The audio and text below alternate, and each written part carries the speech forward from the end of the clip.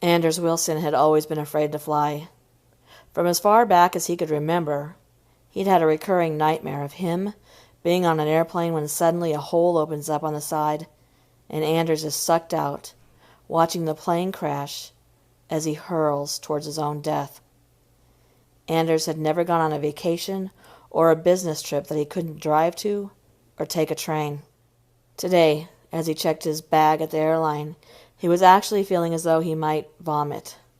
"Come on, man," he said, trying to give himself a pep talk, channeling what he thought his older brother might say to him. "Thousands, probably millions of people do this every day. It's safer than driving a car. You're more likely to get bit by a shark while standing at the 9th hole holding a steel rod during a rainstorm." Or some such bull crap, he thought. "Have a nice flight, Mr. Wilson," said the woman behind the counter. If he had to pick her out of a lineup later, he knew that he wouldn't be able to. His vision seemed blurry, his heart racing.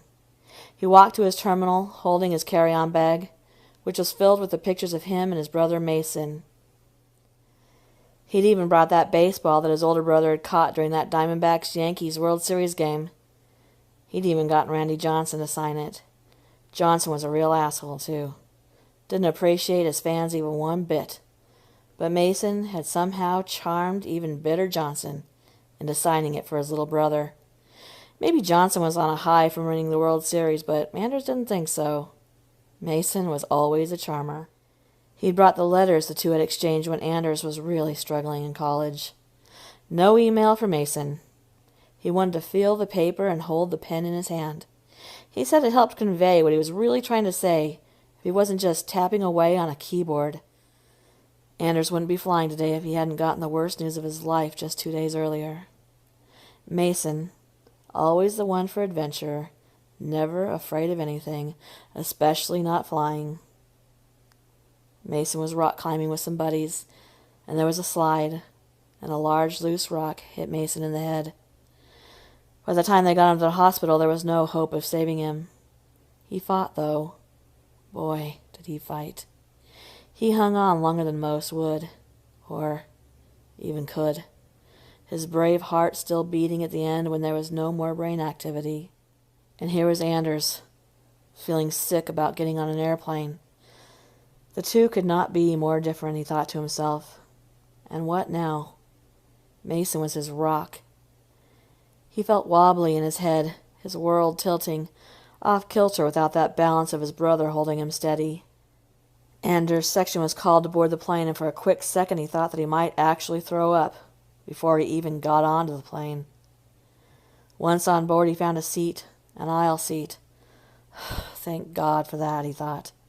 He could get to the toilet faster if need be. He placed his bag in the storage bin carefully.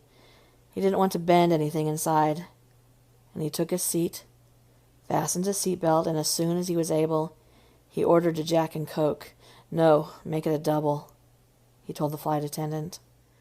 When he was feeling comfortably numb, he walked to the bathroom, and on his way back to his seat he passed another passenger, and with the back of his hand he bumped up against something hard. He quickly glanced down and caught just a mere glimpse of a gun before the man pulled his jacket back over it and continued on his way. Anders got back to his seat. His forehead was beading with sweat, his hands shaking. He looked around to see if anyone else had noticed.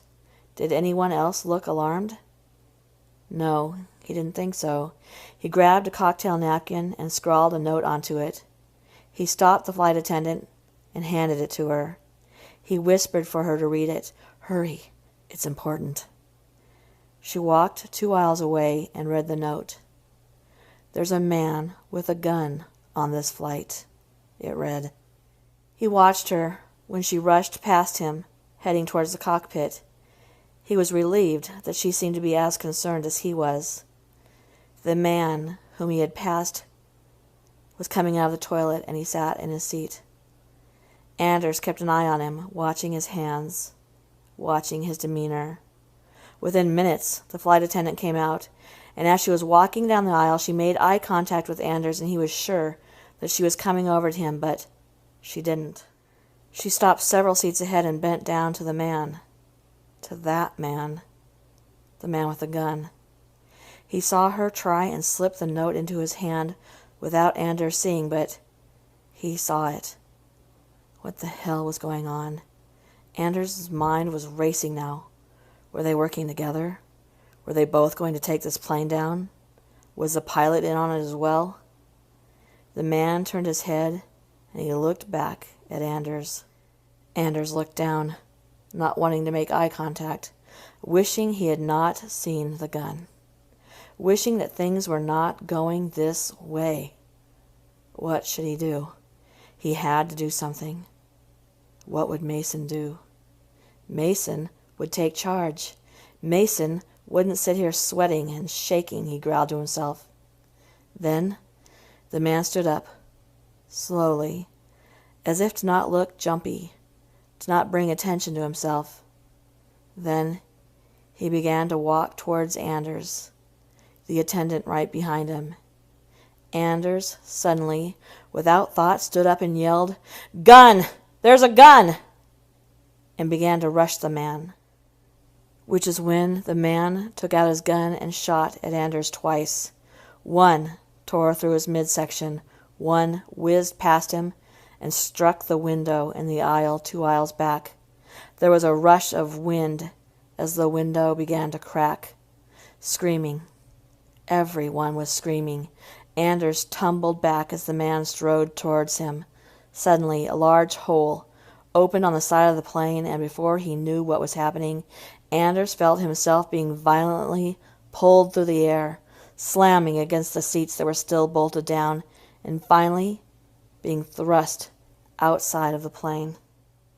His lungs were burning, his body beginning to freeze, and before he died, he saw the plane, with bodies being hurled out of the hole in its side, rushing towards the earth. Anders' last thought was, "My dream." The next day, on the national news, they ran a story of how a man had sent a note to an attendant stating that he had a gun. The attendant had told the pilot, who radioed into the tower asking for assistance at landing, and was informed that there was an air marshal on board, and upon trying to restrain the man attacked the air marshal, and the air marshal had shot him. There would be an investigation into how the plane was taken down. Hi everyone, make sure to subscribe to Exit Live and give this video a big thumbs up. And don't forget to share with all of your friends.